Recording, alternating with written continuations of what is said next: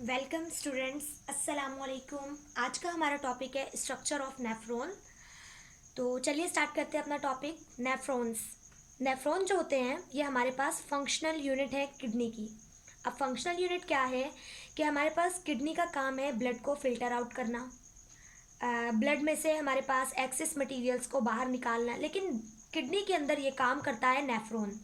Nephron वो चीज़ है, वो छोटे सेल्स हैं जो कि फंक्शनल यूनिट है, जो कि किडनी के अंदर मिलियन की तादाद में मौजूद हैं और किडनी के अंदर क्या काम करते हैं, ब्लड को फिल्टर आउट करते हैं।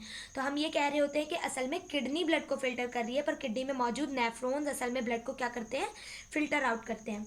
नेफ्रॉन्स के पार्ट्स, नेफ्रॉन के 4 पार्ट हैं: Bowman's capsule, proximal convoluted tubule, loop of Henle और डिस्टल कन्वोल्यूटेड टिब्यूल। तो हम इमेज से या डायग्राम से डिस्कस करते हैं पार्ट्स के बारे में। सबसे पहले ये जो आपको एक स्ट्रक्चर दिख रहा है कि कुछ रीनल आर्टरी है और आर्टरी से कुछ निकल रहा है। तो हमने लास्ट लेक्चर्स में ये बात पढ़ ली थी कि आर्टरीज डिवाइड होकर बनाती हैं आर्टीरियोल, और आर्टीरियोल मजीद डिवाइड होकर बनाते हैं कैपिलरीज। तो हमारे पास ये जो आर्टरी है इससे निकलने वाली ये चीज़ क्या है, ई आर्टीरियोल।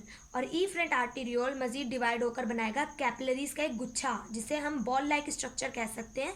अमास, या हम कह सकते हैं मास है बॉल लाइक स्ट्रक्चर का, जिसे हम कहते हैं ग्लोमेरुलस।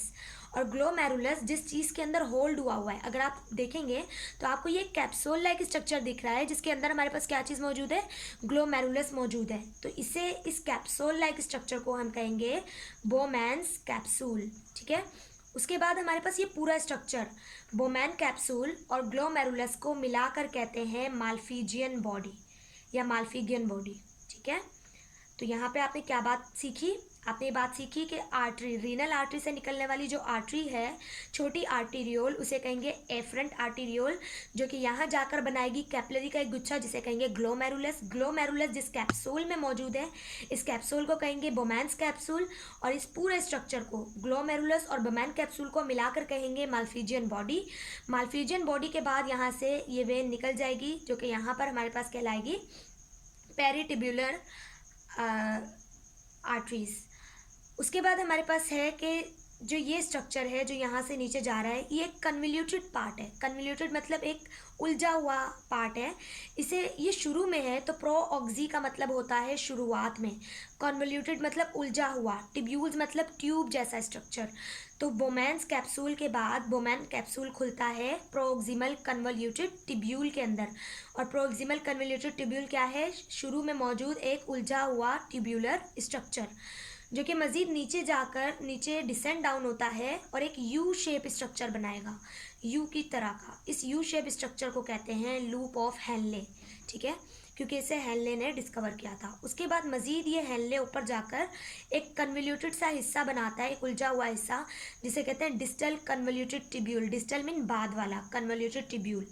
उसके बाद ये नेफ्रॉन का पार्ट ख़त्म हो गया। उसके बाद एक हिस्सा आता है कलेक्टिंग डक्ट। ये जो आपको जितनी जगह दिख रही हैं, ये अलग अलग नेफ्रॉन यहाँ खुलेंगे। यहाँ भी एक नेफ्रॉन जुड़ा होगा, यहाँ भी, यहाँ भी। तो बहुत सारे नेफ्रॉन आपस में अपनी जो चीज़ें हैं उन्हें डंप आउट कहाँ करते हैं, उन्हें कहाँ पर ड्रेन आउट करते हैं, कलेक्टिंग डक्ट में। तो कलेक्टिंग डक्ट एक ऐसी कॉमन डक्ट है जिसमें बहुत से नेफ्रॉन क्या करते हैं, यूरिन को जो कि उन्होंने ब्लड से निकाला उसे यहाँ पर ड्रेन आउट कर रहे होते हैं। तो ये कहलाती है कलेक्टिंग डक्ट। तो होप सो कि आपको ये सारी बातें समझ आ गई होंगी।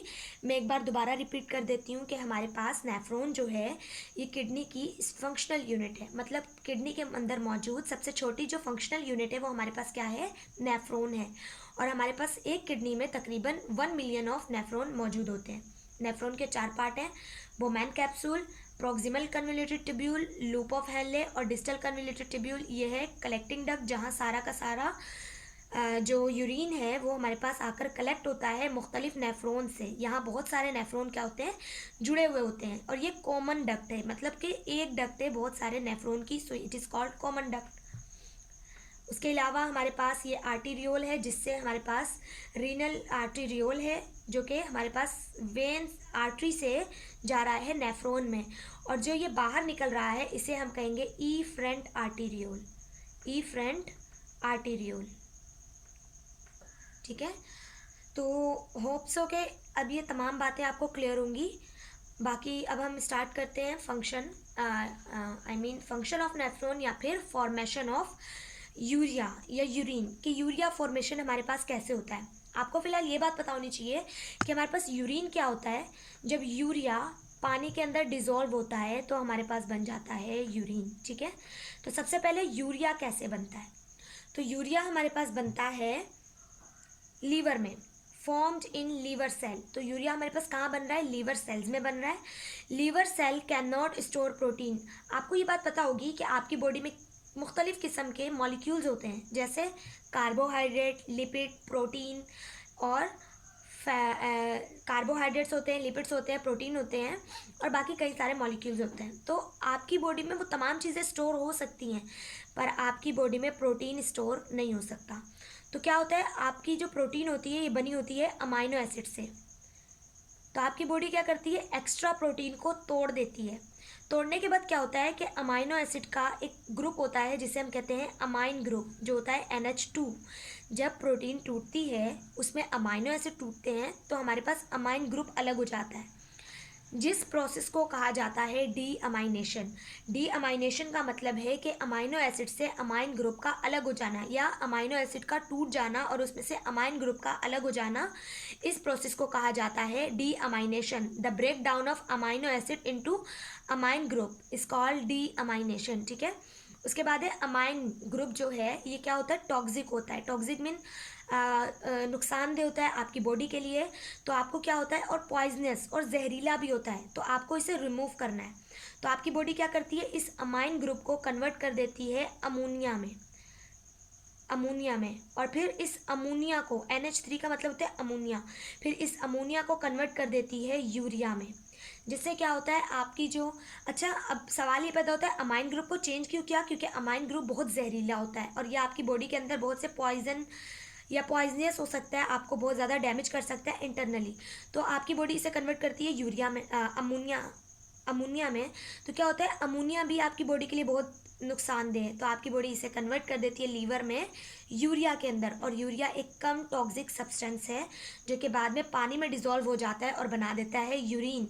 और यूरिन की फॉर्मेशन होती है दो स्टेप्स में, जो कि हम नेक्स्ट लेक्चर में डिस्कस करेंगे। आज के लिए इतना ही, थैंक यू सो मच। अगर लेक्चर के अंदर आपको कोई भी कन्फ्यूजन या कोई भी क्वेश्चन है तो आप कमेंट में पूछ सकते हैं।